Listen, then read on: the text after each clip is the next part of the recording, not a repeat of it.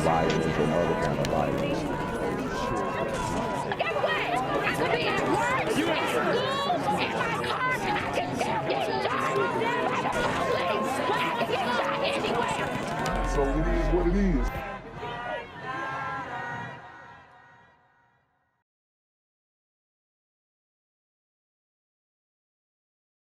What's good, YouTube? It's a Black Gen Z Mindset. Make sure you go ahead and like, comment, share, subscribe, and let's get into the video. Police in suburban Philadelphia are searching for a man accused of robbing a gas station while covered in trash bags. Investigators say the man, dubbed the Cash Squatch, robbed a Sunoco gas station last year while wearing a vanilla-scented trash bag along with the coat, gloves, and mask, which he ditched after the robbery. Wow, so he's in a vanilla-scented trash bag. And these super gremlins really are trash. So that's an appropriate wardrobe for him. But I'm telling you guys that because of the pandemic, it was totally normal for a guy to walk in there with trash bags and nobody say anything to him. Even walking down the street with trash bags, nobody would say anything to him because they would think that he is taking extra precautions so that he doesn't catch the sickness. Officers say recently obtained DNA results traced the items back to a man named Jonathan Nelson. Jonathan Nelson. It looks like a Hispanic, white Latina, something like that. So apparently this burrito gremlin wrapped up in some trash bags to stick up the bodega. He's now wanted on robbery charges in Bucks County. Have released surveillance video of a crime in action. So there's our suspect with the big arrow, walks into a convenience store. It's over there on West Clearfield Street, and then he lies in wait. There's the victim, bam, slams him, and then a nice cross right there to a 17-year-old sucker punching that victim, follows that child outside and then shoots him. Our victim is in. Dang. So, you know, I don't want to jump to conclusions. It looks like this is another burrito gremlin. I'm not sure. But maybe this 17-year-old that he attacked had antagonized him earlier. We don't know. But everybody is on thin ice in Philadelphia. Critical condition still right now. If you know who that suspect is, call police. Yeah, tense few moments there. Now, we do know, thankfully, that the children are okay. They were not injured. And the 3 people who were injured in the shooting, they are stable in the hospital. It's stable condition.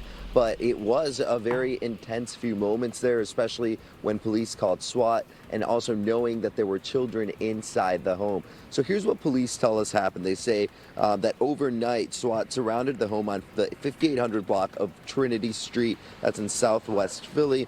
Now, police, they got a call overnight about gunshots fired. When they got there, they saw several bullet shell casings outside of the home on the porch. And police say there were also shell casings on 2 other porches nearby. Dang, they can't even knock down the door. That super gremlin could have got busy in there, and by the time they get in there, it's OV. But thankfully, these kids were rescued. You know, like I said, people are on thin ice in Philadelphia. There's so many different situations and scenarios that are going on. And it really must be a frightening place to be right now. So, you know, I know these kids who were being held hostage were scared out of their minds, but thankfully they all ended up okay. 2 to 3 cars were impacted by bullets. They heard people moving around in one of the homes, so they tried to get a hold of them. But police say when they didn't comply, that's when they barricaded the home and SWAT came in. The people inside came out on their own eventually, but they were not the only people in the home. We saw officers walked out hand in hand with children who were also inside. Again, we're told that the kids were not injured. As for the victims, police say they were. Aw, look at them babies. A 19-year-old man, a 20-year-old woman, and another adult who seemed to be caught in the crossfire. They took themselves to the hospital and they are stable. We know that police detained 4 people for questioning, but the 4 people police tell us are not involved, so they did let them go. So no arrest as of yet. Police still looking for the people that shot the guns. Wow, they didn't even they didn't even find the suspects, man. That's crazy. I'll send it back to you. I'm Miguel Martinez Valle, NBC 10 News. So I wanted to cover this one as well. It'll be quick. This brother right here, or this super gremlin rather, older super gremlin, the OGs, right? The OGs that we supposed to listen to, and they're supposed to be guiding us and leading the community. Yeah, those OGs. Well, this guy is accused of shooting his brother. So let's get into it. Philadelphia Deputy Police Commissioner Ben Naish announced Wednesday that a man had been arrested for allegedly shooting his brother in Philadelphia's Mantua neighborhood. The incident happened on the 3800 block of Brown Street on December 16, 2021. According to police, 68-year-old Paul Blackwell was shot once in the chest. Police rushed Blackwell to Presbyterian Medical Center, where he later died.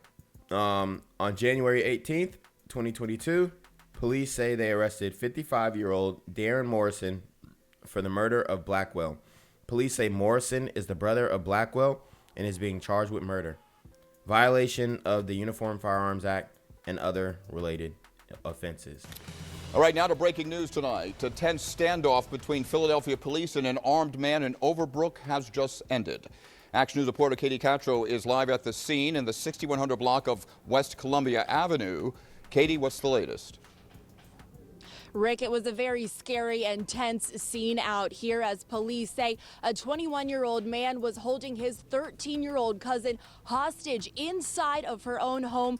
Wait, what? This man was holding his cousin hostage? Talk about a family feud. For nearly 3 hours, she was alone inside of that house with 2 pit bull dogs. And a very disturbing part of all this is that he was live streaming this over Instagram Live for family and other members to watch as he held this 13-year-old girl at gunpoint, pointing a gun at her. They do anything for clout. They do anything for clout, man. These clout demons, super gremlins, are really the worst ones. Not only is he willing to hold up his 13-year-old female cousin and point a gun at her, but he wanted the whole world to see. Now, this is ridiculous. This is ridiculous. Very disturbing. Thankfully, though, everyone was able to come out of the house unharmed. No officers were harmed either. I want to show you what the scene looked like just moments ago out here before that peaceful ending. Police say that they believe that the man was high on narcotics and he held the girl hostage inside of her own home. At one point, police say the man was calling 911, fearing for his own safety. Boy, that man was high. Woo. Calling the police fearing for his own safety when he's the one with the gun pointing it at his 13-year-old cousin. Man, there's so much confusion in the community. And there's so much caping for super gremlins that it almost feels impossible to solve. Like, you got SWAT coming to, when you have SWAT coming to multiple properties in the same day, in the same city, that's when you know you have a problem. Also talking to police over his cell phone, and police also negotiating over a bullhorn as well. Eventually, he did surrender. He came out of the house and no one was hurt. We did talk to police just moments ago. Take a listen to what they had to say. She was very scared, very shaken up, as you can imagine, but that's why you saw SWAT inside the property when the 13-year-old was actually coming out of the property. And we did see SWAT officers enter inside of the house after the man surrendered. Now that 21-year-old man is in custody. The 13-year-old girl, thankfully, is unharmed. I'm live here in Overbrook tonight. Katie Catro, Channel 6, Action News. Gang violence and other kind of violence. Get away! I could be at work, at school, in my car. I